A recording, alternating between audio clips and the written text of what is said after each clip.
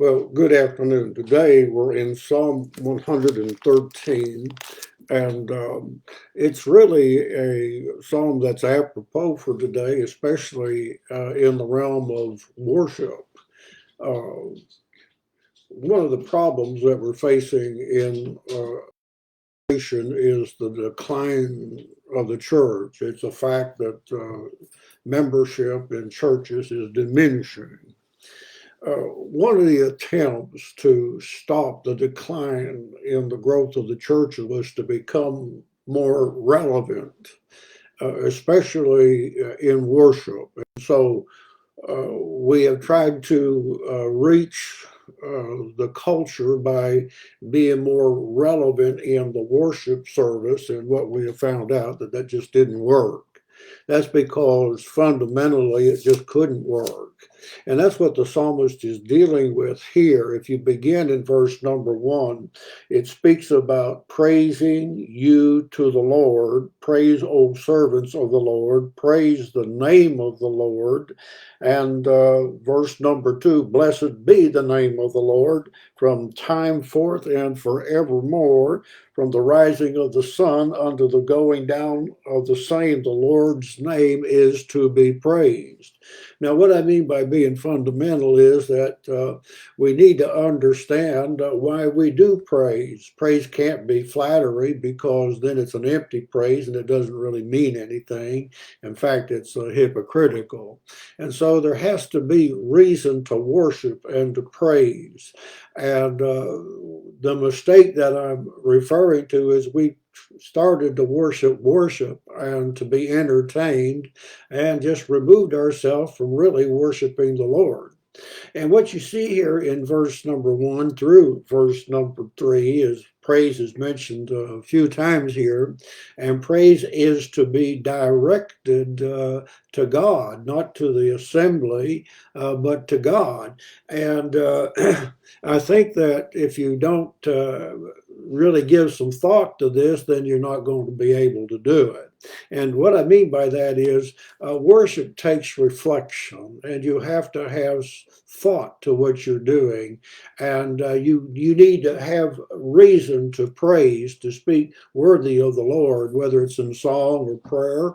But you have to have a fundamental reason to praise the Lord, and that comes to really knowing who God is. I know that this may seem rather naive, maybe, but I think that you can go through a religious service and actually kind of miss worshiping. And certainly just being there doesn't mean we worship. And what the psalm is saying is that fundamental is to praise the Lord. And so your worship is directed to God.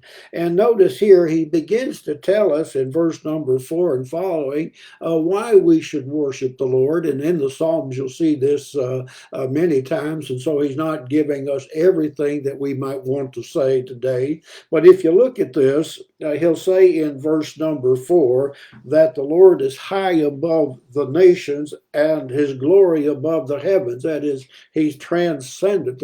There's no one like the Lord, he'll say in verse number 5. And so the Lord is so far above us, and so unique, and so high, and so glorious, and so powerful. And you bring all of those things in, how he loves mankind, then you begin to see that there's reason to worship. Oh, can I slow down just for a moment? We really need to give a reason for our worship. Now, in verse number 6, he humbles himself, and that's a rather astonishing thing when you think about it, that God is so powerful, and a powerful creator, and there's none that can stay his hand, and yet he is humble. Most experience with people who are powerful, they're not always humble. And what you see here is that he beholds the things that are in heaven and in the earth. And when he starts speaking about the earth, you'll see that in verse 7, he raises up the poor. And usually the powerful and the mighty have very little concern for the poor, out of the dust, and lift the needy out of the dunghill. Now, The dunghill, and what I mean by poor here, I'm just not talking whom we think to be poor in this great nation, but we're talking about people in the dunghill. If you can think of some of those things you see in the media or on television, where the poor are in some kind of salvage yard or along with tents and scraping for food out in a garbage pit. That's really the idea of a dunghill. These people are just really poor, and yet God takes them out of the dunghill and he lifts them up in verse number 8 to be princes and princes of his people. And what we're seeing here is that God's great concern for mankind, and he's not indifferent to mankind. And then in verse number 9, he'll speak about how he takes the barren woman, and back in the Old Testament time, for a woman to be barren was in her mind to be cursed or be disgraced, because having a child to a woman in ancient times just meant everything. And so he'll say he'll keep the house, and she shall be a joyful mother of children. And notice how he ends it again, praise the Lord. And you see how important that is? I mean, he mentions 5 times in this very short psalm about praising the Lord. And let me encourage you as you go into the worship service, that you really have in your mind about worshiping the Lord and how important it is. And so those are some thoughts for today. Hope they're helpful, and we'll be speaking a little bit more on the Psalms tonight. Hope you'll join us at 7 o'clock. So see you tomorrow, if not tonight.